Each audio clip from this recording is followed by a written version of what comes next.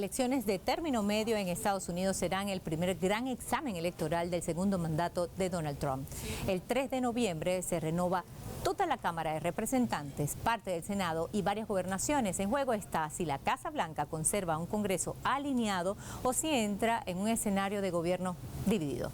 Hoy el termómetro nacional muestra viento a favor de los demócratas. El voto genérico para el Congreso les da una ventaja cercana a 8 puntos, 57 o 50.7% frente a 43% para los republicanos. Los demócratas necesitan una ganancia neta muy reducida para recuperar la Cámara, mientras el Senado presenta una batalla más compleja y más cerrada. La clave está en el bolsillo. Inflación y costo de vida son la principal preocupación para el 35% de los estadounidenses. Solo 4 de cada 10 aprueban la gestión general del presidente y sus números en economía, inflación, gasolina y política exterior se ubican en torno al 30% o menos. Pero Trump conserva una base fuerte. El movimiento MAGA mantiene un núcleo leal movilizado por el control migratorio, la seguridad fronteriza, el rechazo a las élites y la defensa de una América más injerencista. El problema para la Casa Blanca es que esa base no basta por sí sola para compensar el desgaste entre independientes y votantes preocupados por sus ingresos. La imagen favorable de MAGA es de 35%, por debajo incluso de la aprobación general de Trump. En el tablero geopolítico, lo que se juega es la capacidad de Trump para financiar y sostener su política exterior. Si los republicanos pierden la Cámara, los demócratas podrían endurecer la supervisión sobre el gasto militar, las guerras, las sanciones, los aranceles y la relación de Washington con sus aliados y también con sus adversarios. Esto no significa que el presidente pierda el control de la diplomacia, pero sí que cada operación, cada presupuesto y cada escalada tendrá más costo político en el Capitolio. Al final del día, estas elecciones no solo miden la fuerza de Trump, miden si Estados Unidos quiere profundizar su giro nacionalista e injerencista e imponer límites a una presidencia que ha convertido la economía, la frontera y la política internacional en un solo campo de batalla. El bolsillo manda, pero el resultado también puede redefinir la proyección global de Washington. Elecciones de término medio, el termómetro político de Trump y de Estados Unidos. Pongamos el punto en la I.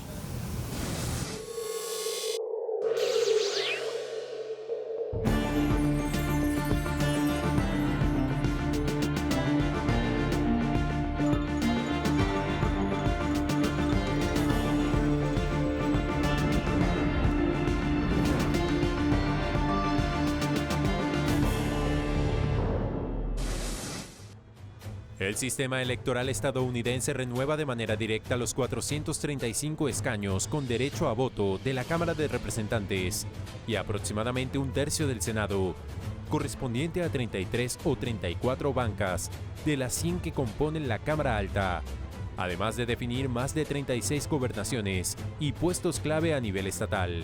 Esta contienda no representa un simple ejercicio técnico de renovación legislativa, sino el termómetro definitivo que marcará los límites o la expansión de la influencia de Donald Trump en la estructura de poder federal.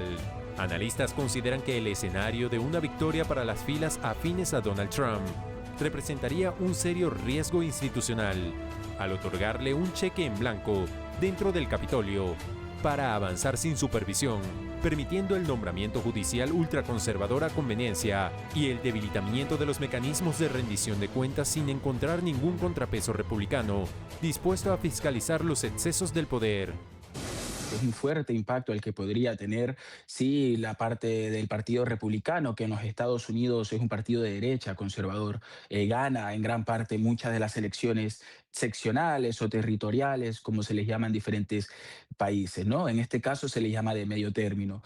Hemos visto en otros casos cuando Donald Trump ha tenido más gente, más apoyo en el Congreso, cómo ha podido, por ejemplo, aprobar más jueces de la Corte Suprema para pasar leyes históricas, como es, por ejemplo, retroceder el derecho de la mujer a decidir sobre su propio cuerpo, que pasó ahora último en los mandatos de Donald Trump. Asimismo, varias gobernaciones de Estados Unidos que están disputadas entre el Partido Republicano y entre el Partido Demócrata, al igual que varias elecciones al Senado y Congreso, lo que realmente está disputándose es si los demócratas socialistas que vienen de la izquierda pueden realmente tener el mismo impacto que han tenido en las primarias internas. En cambio, al asumir la conducción de las cámaras, los legisladores opositores al mandato de Donald Trump pueden adquirir la facultad directa de frenar leyes perjudiciales, bloquear reformas presupuestarias lesivas y reactivar el poder de citación e investigación parlamentaria sobre las maniobras de la Casa Blanca. La posible consolidación de un gobierno dividido forzaría al trumpismo a enfrentar un constante escrutinio público, limitando su margen de maniobra mediante decretos ejecutivos y exponiendo sus contradicciones políticas ante la ciudadanía, garantizando el manejo de gastos públicos y la ratificación de tratados estratégicos que no queden subordinados a intereses personalistas. La supuesta izquierda estadounidense siempre ha tenido la fuerza necesaria para hacer muchas cosas, como lo ha demostrado Bernie Sanders, un gran líder del Senado de la izquierda, en el pasado lo ha demostrado. Ahora, el problema no es tanto si va a tener el poder el Partido Demócrata o la supuesta izquierda para poder frenar un poco lo que puede hacer Trump, sino más bien si tienen la disposición de hacerlo. Hoy por hoy vemos a grandes líderes como Bernie Sanders, también ya pasando la posta a otra gran lideresa como Alexandria Ocasio-Cortez, inclusive alguien que se nombra como posible presidenta, candidata, mejor dicho. Entonces hay muchas personas con quien caminar. Hay una cosecha que se ha hecho ya de varios años de siembra de esta izquierda, que lo que demuestra en realidad es que en el 2016, cuando Bernie Sanders estaba en la primaria contra Hillary Clinton, la cual se comprobó que el Partido Demócrata le jugó sucio a Bernie Sanders, que estaba listo el país para un candidato, un presidente de izquierda en esa época. Entonces, aprendiendo de los errores del pasado, ya con 10 años de experiencia, con un número de congresistas, de senadores a nivel federal, pero también de asambleístas estaduales y senadores estaduales a nivel estatal, de Nueva York, de California, de Florida, de Virginia, etcétera, de Wisconsin, por nombrar algunos, se ha demostrado que hay bastante poder de la izquierda y que pueden gobernar. Florida fue uno de los grandes bastiones republicanos en los últimos años, impulsado en parte por el giro de un sector del voto hispano hacia Donald Trump, pero que se vio traicionado. Las primarias de agosto enviaron una alerta. Los republicanos podrían perder distritos y reducir su representación en el estado. La política migratoria es ahora un factor de desgaste. Las redadas, detenciones y el clima de incertidumbre para cientos de miles de migrantes han generado malestar en comunidades hispanas, incluso entre votantes que respaldaron a Trump por seguridad, economía o rechazo a la izquierda. El descontento no se limita a Florida. A nivel nacional, Trump enfrenta baja aprobación en temas sensibles: economía, inflación y migración. Y en varios estados, candidatos identificados con su línea política fueron derrotados en las primarias. El mensaje para noviembre es claro: el voto hispano no es un bloque fijo. Puede ser decisivo para el republicanismo, pero también puede castigarlo si la promesa termina convirtiéndose en miedo, presión económica y separación de familias. Expertos electorales señalan que los demócratas necesitan solo 3 escaños más a nivel nacional para recuperar la Cámara de Representantes en las legislativas, lo que convierte a Florida en un estado importante para sus rivales republicanos. Los resultados del martes en Florida fueron también la última señal de que el respaldo de Trump, el activo más codiciado en las campañas republicanas, no garantiza la victoria.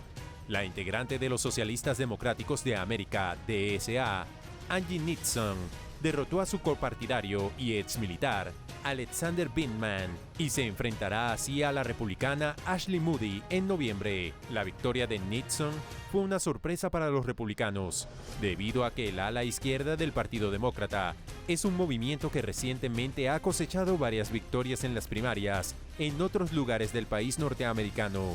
Además, la candidata preferida de Trump en la contienda por el Distrito 19 de Florida para reemplazar a Donalds, Catalina Love, exfuncionaria del Departamento de Comercio, perdió ante Gene Schwartzel, oriundo del suroeste de Florida, presidente de Zoom Broadcasting y recién llegado a la política. Y los candidatos que el presidente de Estados Unidos había respaldado en las elecciones a gobernador de Iowa, Minnesota, Georgia y Carolina del Sur han perdido las contiendas.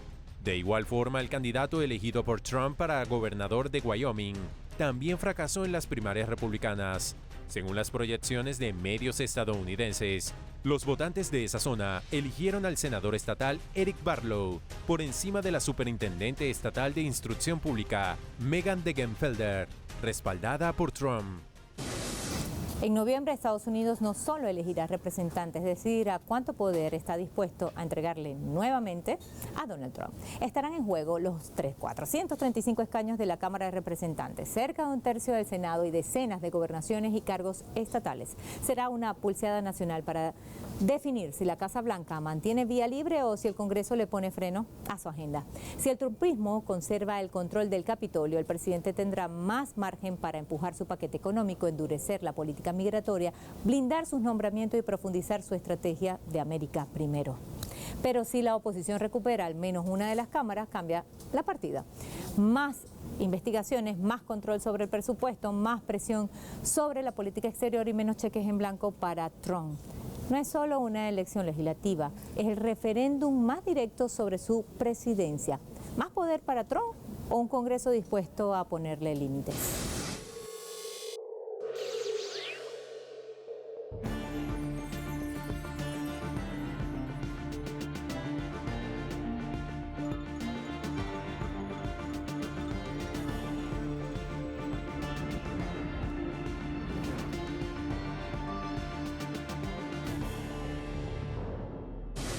Mientras Wall Street mira las pantallas, el votante estadounidense mira el recibo del supermercado. Rumbo a las elecciones de término medio, los mercados operan entre incertidumbre, expectativas y apuestas sobre quién controlará el Congreso. Para los grandes capitales, un Washington dividido puede significar menos regulaciones, menos cambios tributarios y menos sorpresas. Pero para la clase trabajadora, la bolsa no define la realidad. Lo que define el voto es el precio de la comida, la gasolina, el alquiler, la hipoteca y el seguro médico. La Casa Blanca puede celebrar cifras en Wall Street, pero si el bolsillo sigue vacío, el castigo llegará a las urnas. Donald Trump profundizó una agresiva agenda arancelaria y de desregulación que trasladó costos operativos multimillonarios directamente a los consumidores, ignorando las advertencias técnicas sobre la aceleración del encarecimiento de la canasta básica familiar. Estamos en lo que han llamado los economistas una economía en forma de K. Una parte está muy bien, va hacia arriba, otra parte está muy mal, va hacia abajo. Una bifurcación muy marcada. Si tú eres parte de ese porcentaje de ciudadanos que tienen activos, que tienen acciones, que tienen inversiones, que tienen empresas, negocios y que tienen casa, a ti te está yendo bien. Si tú eres parte de esa gigantesca cantidad de gente que no tiene inversiones financieras, que no tiene activos, que no tiene casa y que tiene que buscar una vivienda alquilada, pues entonces tú estás teniendo problemas para llegar a fin de mes y que te alcance el dinero. Eso es una realidad que estamos viviendo hoy. Pero de nuevo, en el otro carril, pues tenemos tal vez a la mayoría de la población que no tiene esos activos y que no haya cómo protegerse de la inflación. Porque como bien dices, el objetivo de la inflación que tiene la Reserva Federal es 2%. Y desde hace 5 años estamos por encima de 2% y alejándonos. Entonces, la inflación está entre 3 y 4% y para muchos el impacto en el bolsillo se siente mucho peor, mucho más alto que ese 3 o 4%. Esa es la realidad que tenemos hoy. Las políticas proteccionistas y las disputas comerciales impulsadas bajo su mandato elevaron los precios de consumo esenciales en más de un 20%, asestando un golpe devastador al bolsillo de los sectores más vulnerables de la población. El incremento de las rentas, el incremento de la vivienda, el incremento de los comestibles, es algo que es parte del problema que estamos enfrentando ahora.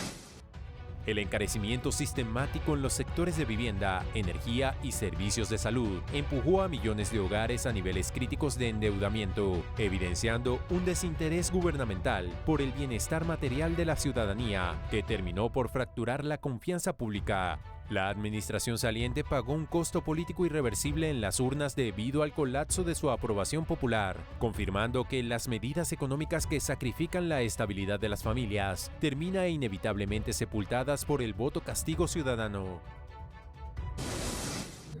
Aquí lo que estamos viendo es una lucha realmente en lo que sería la lucha de clases o tener una conciencia de clase o también lo que es la conciencia racial.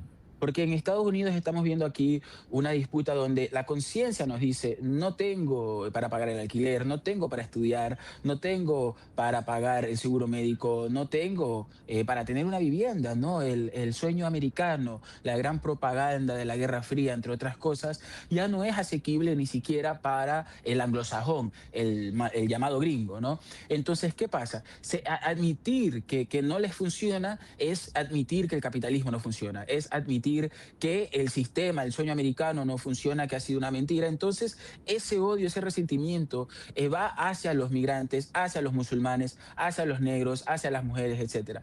Entonces, ¿qué pasa? El Partido Republicano ha fallado en dar esto. Por eso nace Donald Trump. Por eso, inclusive, antes de Donald Trump ya estaba el Tea Party, que era una rama del Partido Republicano aún más de extrema derecha. Entonces, el Partido Republicano lo único que tiene, o Donald Trump, lo único que tienen es acentuarse más en el racismo, acentuarse más en esta división, como es el ejemplo de J.D. Vance, o por su vicepresidente, o acentuarse más en la extracción de recursos de Latinoamérica, el poder en Latinoamérica, que es su otro brazo, que es Marco Rubio, porque ya no tiene poder en el mundo. Entonces, todo lo que ocurre con Trump, sea con la migra, sea a nivel internacional con Cuba, con Venezuela, sea también en los temas raciales, son realmente patadas de ahogado, me atrevo a decir, no solo de Donald Trump, no solo del Partido Republicano, pero de todo el esquema, de todo el entramaje de lo que es los Estados Unidos bueno, y el imperio que ha construido. El dinero no lo maneja Trump, lo controla el Congreso y esa podría ser la mayor batalla de noviembre.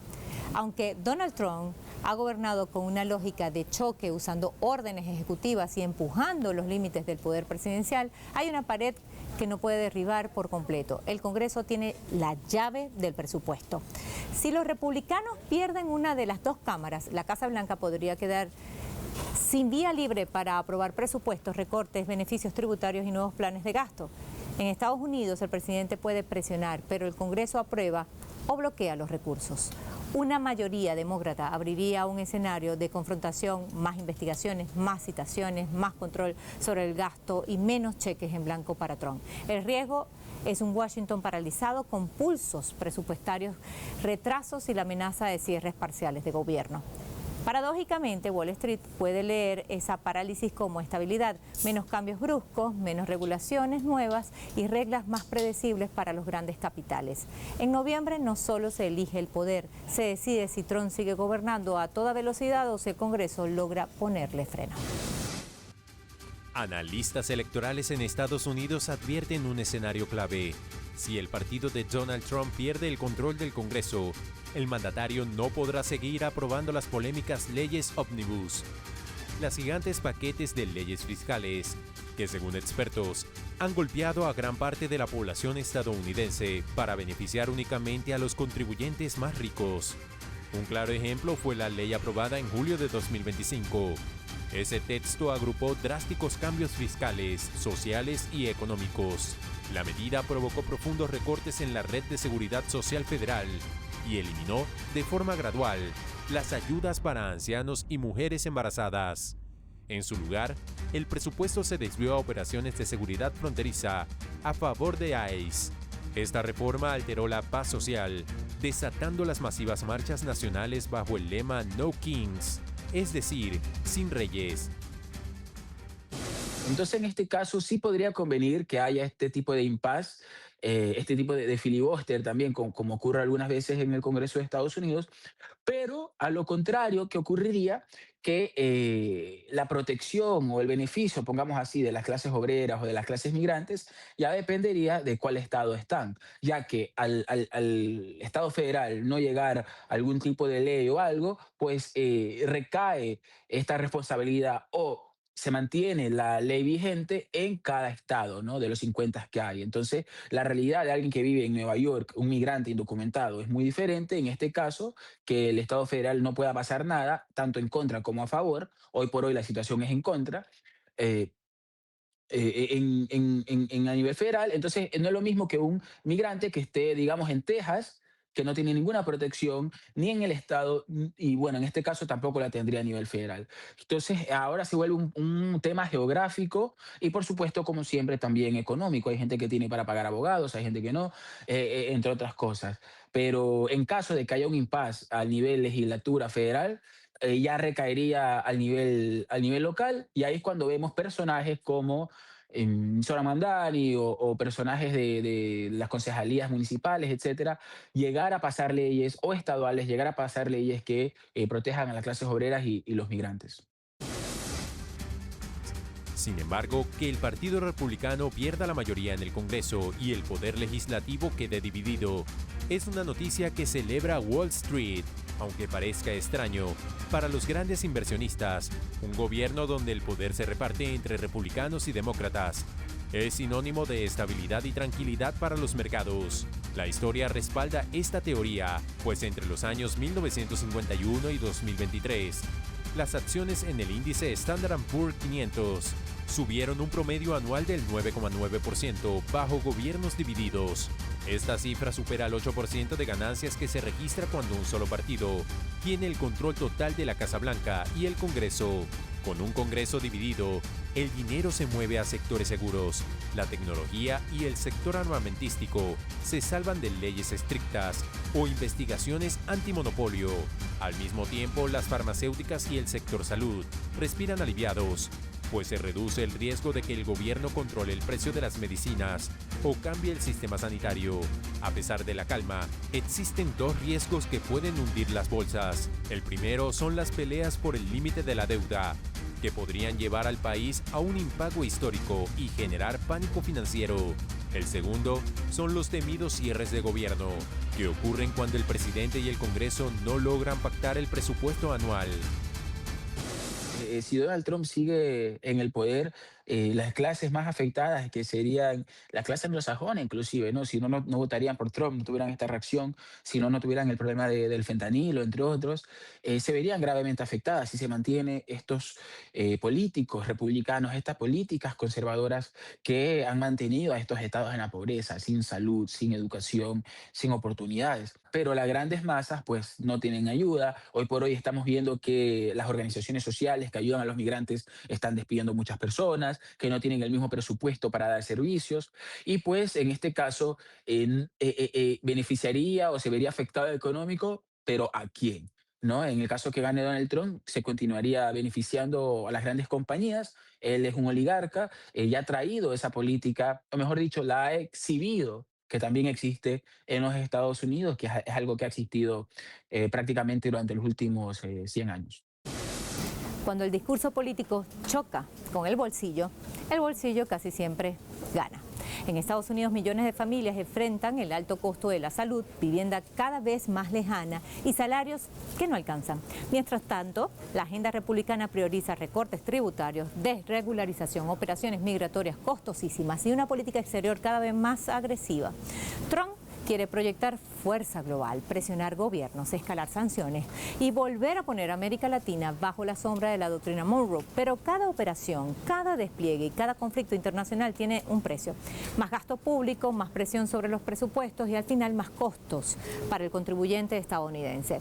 Y cuando Washington intenta intervenir sin asumir el costo, la cuenta termina recayendo sobre los países que reciben las sanciones, la presión económica o las consecuencias de esa injerencia. En noviembre, el electorado no solo evaluará la retórica de Trump, tendrá que decidir si quiere seguir financiando una política de fuerza hacia afuera mientras la vida se hace más cara adentro.